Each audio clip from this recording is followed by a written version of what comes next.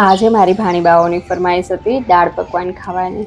દાળ પકવાન અમારા ઘરમાં બધાના ફેવરિટ છે, એટલે અમે મોટા ભાગે ઘરે જ બનાવીએ છીએ.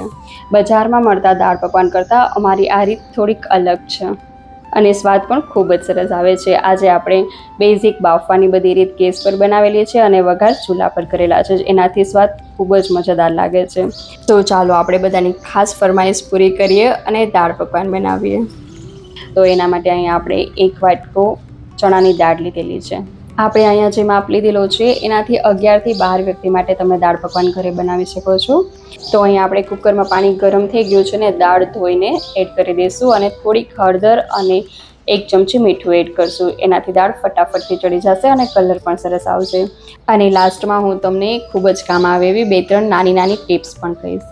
હવે કુકરનું ઢાંકણ બંધ કરીને 4થી 5 સીટી પાડી લઈશું આપણે. અને આ કુકર બાજુના ગેસના ચૂલા પર મૂકીને આપણે બીજા કુકરમાં પાણી લઈ અને 1 ચમચી જેટલું મીઠું એડ કરી અને બટેકા બાફી લઈશું.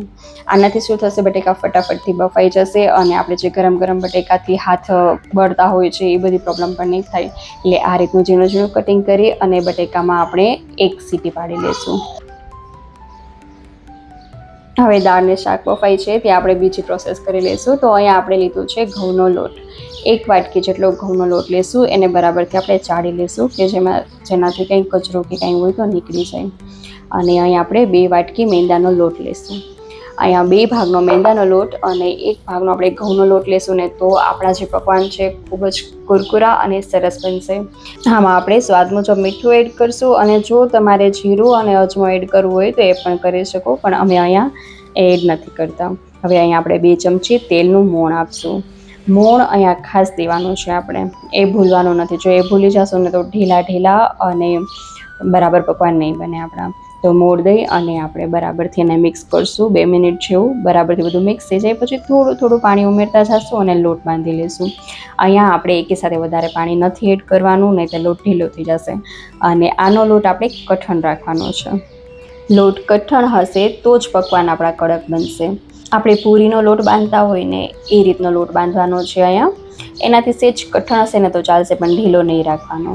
ખૂબ જ સિમ્પલ અને સરળ રીતે આપણે બનાવશું તો પણ ખૂબ જ ટેસ્ટી બનશે. હવે લોટને આપણે થોડોક તેલવાળો કરશું.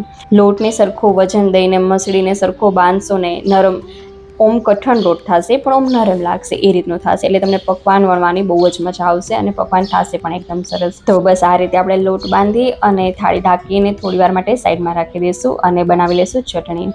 તો પહેલાં આપણે અહીંયા લીલી ચટણી બનાવીશું. તો લીલી ચટણી માટે આપણે 2 લીલા મરચાં અને ઘણી બધી કોથમીરના ડાખરા પણ તમારી પાસે હોય સારા તો એ પણ તમે અહીંયા એડ કરશો તો સ્વાદ ખૂબ જ સરસ આવશે. અને થોડુંક જીરું, થોડુંક સ્વાદ મુજબ મીઠું, થોડી હળદર અને મગફળીના દાણા ઉમેરશું અને 1 લીંબુ નીચવી દઈશું ખટાશ માટે. જો અહીંયા તમારે લસણ સ્કીપ કરવું હોય ને તો તમે સ્કીપ કરી શકો છો. અને થોડુંક પાણી એડ કરી અને આપણે ચટણી બનાવી લઈશું. અહીંયા આપણે ચટણીનું ટેક્સચર પાતળું રાખશું, કેમ કે પકવાનમાં જો પાતળી ચટણી હશે ને તો જ ભાવશે, જાડી હશે ને તો નહીં મજા આવે ખાવાની. તો અહીંયા આપણે મિક્સર જારમાં પણ થોડુંક પાણી એડ કરી બરાબરથી મિક્સ કરીને એમાં આપણે એડ કરી દઈશું. એટલે મસ્ત પાતળી આપણી ચટણી થઈ જશે. અહીંયા તમે પીસતી વખતે પણ થોડું પાણી વધારે પડી જાય તો પણ આમાં કંઈ ટેન્શન નથી. જો આ રીતનું આપણે અહીં ટેક્સચર રાખશું અને પછી ફુદીના પાનથી આપણે ગાર્નિશ કરી લઈશું. લાગે છે ને એકદમ યમી, જોઈને જ ખાવાનું મન થઈ જાય. ગમે તે વસ્તુ ભેગી આ ચટણીઓ આપણે ખાઈને તો મજા આવી જાય ખાવાની. ખાલી પકવાનને લીલી ચટણી પણ એટલા સરસ લાગે છે. અને હવે આપણે અહીંયા લાલ ચટણી બનાવીશું. એના માટે લસણ, લાલ મરચું 1 અને 1 ટમેટું કટ કરીને એડ કરશું અને સ્વાદ મુજબ મીઠું, થોડુંક જીરું અને લાલ મરચું ઉમેરશું. અહીંયા જો તમે ચટણી સવારે પણ બનાવી લો ને તો એ વધારે બેસ્ટ રહેશે કે સાંજે તમારો સમય ઓછો બગડશે. ચટણી વહેલી બનાવેલી હોય તો જ્યારે આપણે પકવાન બનાવીએ ત્યારે ખાલી આપણે શાક, દાળ ને પકવાન બનાવવાનું જ રહે. આ ચટણી પણ આપણે થોડી પાતળી જ રાખશું.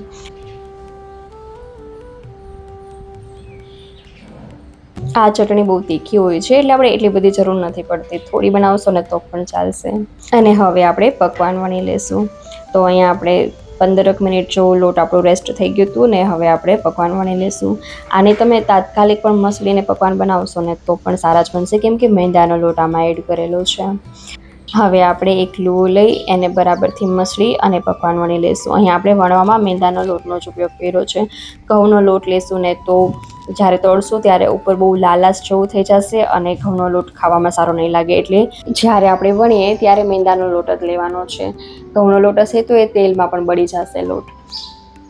વણતી વખતે જો ચોટે તો આપણે પાછો લોટ સ્પ્રિંકલ કરી લેવાનો અને એક સરખો ગોલ મોટો પકવાન આપણે વણી લઈશું.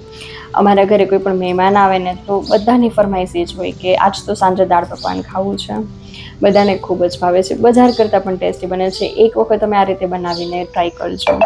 અને તમે કઈ રીતે બનાવો છો ને એ પણ મને કમેન્ટ સેક્શનમાં લખીને કહેજો. અને જો આપણે આ રીતે હવે પકવાન પાતળો વણી લીધો છે. પકવાન જેમ પાતળો વણાશે ને એમ સારો કડક બનશે. જો તમે જાડો બનાવશો ને તો એ થોડી વાર પછી પોચો પડી જશે. અને બસ હવે આપણે ચાકુની મદદથી થોડા થોડા છેકા કરી લઈશું. એનાથી આપણો પકવાન ફૂલે નહીં અને સરસ કડક બને. હવે આને તમે ન્યૂઝપેપર ઉપર કે પછી કોઈ બાચકી હોય એના ઉપર કે કોઈ સારા કપડા ઉપર સૂકવી શકો. આ પકવાન અઠવાડિયા સુધી એવા ને એવા રહે છે. તમે નાસ્તામાં પણ બનાવવા માંગતા હો ને તો બનાવીને રાખી શકો છો. ચા ને પકવાન બહુ જ સરસ લાગે છે. તો હવે આપણે બધા પકવાન વણીને અહીંયા સૂકવી દઈશું. અને હવે આપણે બારે ચૂલો પેટાવી લીધો છે ને ત્યાં આપણે બધા વઘાર કરશું. એનાથી એકદમ ઓથેન્ટિક ટેસ્ટ આવે છે. દેશી ચૂલા પર તમે કોઈ પણ સાદી રસોઈ બનાવો ને એનો ટેસ્ટ ખૂબ જ સરસ આવે છે. તો હવે અહીંયા આપણે એક કઢાઈમાં 3.5 ચમચા જેટલું તેલ એડ કરશું. અને જો અહીંયા આપણે આ રીતના બટેકા બાફેલા છે. એક સીટીમાં આપણા બટેકા પરફેક્ટ એકદમ બફાણા છે. વધારે સીટી નથી કરવાની. એક સીટી થાય તરત જ ગેસ બંધ કરીને ઢાંકણ ખોલી લેવાનું. હવે અહીંયા તેલ ગરમ થઈ ગયું છે તો આપણે જીરું એડ કરશું અને હિંગ એડ કરશું. અને અહીંયા આપણે 2 મીડિયમ સાઇઝ જેટલી ઝીણી ઝીણી ડુંગળી કટ કરી લીધી છે એ ઉમેરશું. જો તમે અહીંયા લસણ અને ડુંગળી ન ખાતા હો તો તમે એ સ્કીપ કરીને પણ બનાવી શકો છો.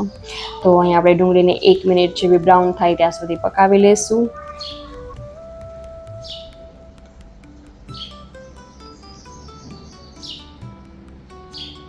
થોડીક હળદર અને મીઠું ઉમેરશું. મીઠું અહીંયા આપણે થોડુંક જ ઉમેરવાનું છે કેમ કે બટેકા બાફવામાં આપણે મીઠું એડ કરેલું છે.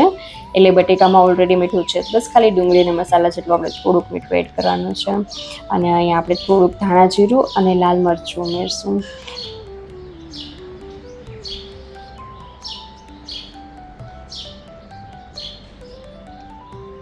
લાલ મરચું ઉમેરી અને તરત જ આપણે બટેકા એડ કરી દઈશું. જેના લીધે આપણી લાલ મરચું બળે નહીં. જો એ બળી જશે તો ટેસ્ટમાં પણ ફેર પડી જશે અને શાકનો કલર પણ સારો નહીં આવે.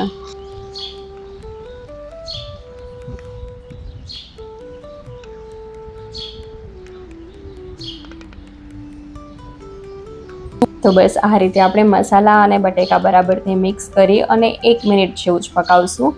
અને પછી તરત જ ને જે ઉતારી લઈશું.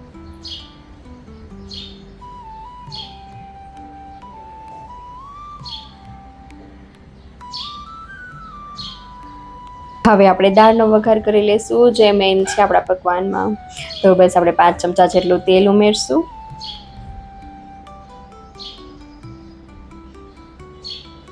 અને અહીંયા જો આપણે દાળમાં 4 સીટી પાડી લીધી હતી અને પછી તેમાં બ્લેન્ડર ફેરવી દીધું છે.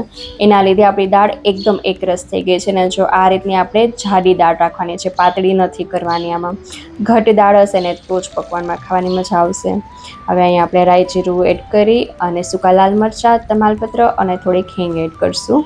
અને 1 ચમચી જેટલી હળદર એડ કરશું. હળદર આપણે દાળ બાફવામાં પણ એડ કરેલી હતી એટલે અહીં થોડી જરૂર પડશે.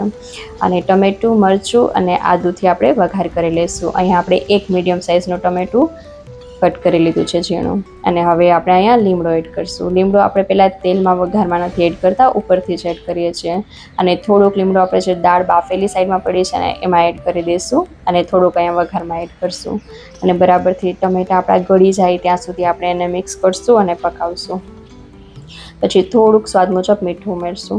આપણે દાળ બાફવામાં પણ મીઠું એડ કર્યું છે એટલે આમાં પણ આપણે થોડુંક જ એડ કરવાનું છે. અને થોડુંક લાલ મરચું.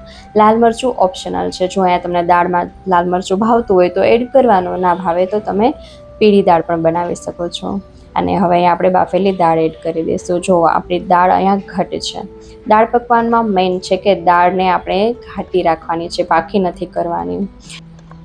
હવે આપણે જે બાઉલમાં દાળ કાઢેલી હતી એમાં થોડું પાણી ઉમેરી અને દાળમાં એડ કરીશું. અને એમાં એક ઉભારો આવે ત્યાં સુધી 2 મિનિટ જેવું આપણે પકાવી લઈશું.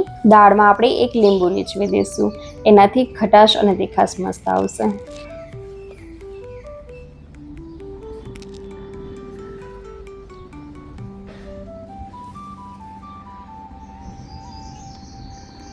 જો આ રીતની આપણે ઘાટી દાળ બનાવશું અને હવે આપણી દાળ તૈયાર છે તો આપણે એમાં કોથમીરના પાન સ્પ્રિંકલ કરી દઈશું અને દાળને નીચે ઉતારી લઈશું.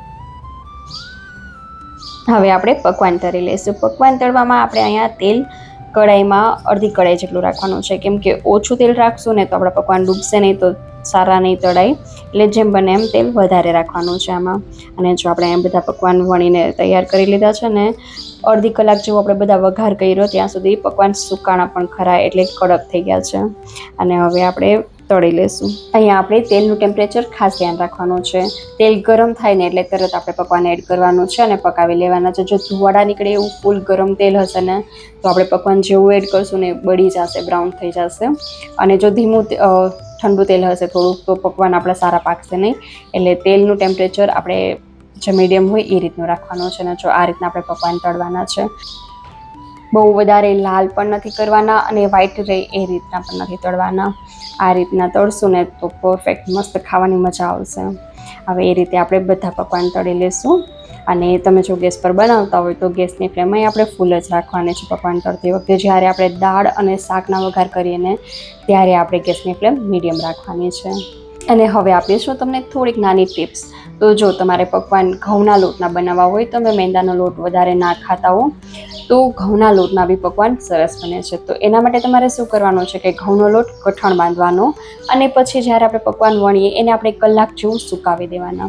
એટલે આપણા પકવાન મેંદાના લોટ જેવા સરસ બનશે. અને એકદમ આછા આછા વણવાના. અને દાળ માટે પણ એક ટિપ્સ છે કે તમે જો જ્યારે તમે જમવા બેસો ને એના 5 મિનિટ પહેલાં જ દાળનો વઘાર કરવાનો, નહીંતર દાળ ઠંડી થશે ને તો ઘાટી થઈ જશે. અને જો તમારે પહેલાં વઘાર કરી દેવો હોય ને પછી મોડું જમવાનું હોય તો તમે દાળને થોડીક પાખી રાખવાની. થોડીક પાતળી રાખશો ને તો એ ઠંડી થશે ને તો જેવું ટેક્સચર આપણે જોઈશે ને એવું આવશે. કેમ કે આ ચણાની દાળ છે તો એ જેવું ઠંડુ થશે ને એવું આપણે જાડી થતી જશે. એટલે એ રીતનું ધ્યાન રાખવાનું છે. અને હવે આપણે પકવાન ઉપર મસાલો, દાળ, ડુંગળી, સેવ, મસાલાવાળા બી અને 2 જાતની ચટણી બધું જ સ્પ્રિંકલ કરી અને ખાશું. અને આમાં જો તમારે ખાટી આંબલી ગોળની ચટણી ખાવી હોય તો એ પણ તમે બનાવી શકો છો. અમે નથી બનાવતા એટલે મેં નથી બનાવેલી, પણ મોસ્ટલી બધા પકવાનમાં બનાવે છે તો એ પણ સારી લાગશે. અને આમાં મરચાંના રાયતા, આપણે કાઠિયાવાડી મરચાંના ભૂસણિયા કહીએ છીએ, હા એ વાળા બી ખાશો ને તો બહુ જ મજા આવશે ખાવાની. અને હજી બીજી રીત છે, એ રીતે પણ ખાશે ને તો બહુ મજા આવશે. જો આ રીતે આપણે પકવાનનો ભૂકો કરી દેવાનો છે. પકવાન ભૂકો કરી અને પછી એના ઉપર તમે બધા મસાલા, ચટણી, સેવ બી બધું છાંટીને ખાશો ને તો એ બી બહુ સરસ લાગશે. તો જે રીતે ખાવા હોય એ રીતે તમે ખાઈ શકો છો પકવાન. અને કેવી લાગે તમને આ રેસીપીને એ મને કમેન્ટ સેક્શનમાં લખીને જરૂર કહેજો. અને તમે પણ જરૂરથી ટ્રાય કરજો તમારા ઘરે. તૈયાર છે આપણા દાળ પકવાન. કેવો લાગ્યો તમને વિડીયો એ કમેન્ટ સેક્શનમાં લખીને જરૂર કહેજો. અને જો વિડીયો ગમ્યો હોય તો વિડીયોને એક લાઇક, શેર અને ચેનલને સબસ્ક્રાઈબ કરવાનું ના ભૂલતા. આગળ મળશું નવી રેસીપી સાથે. ત્યાં સુધી આવજો. Bye bye, take care.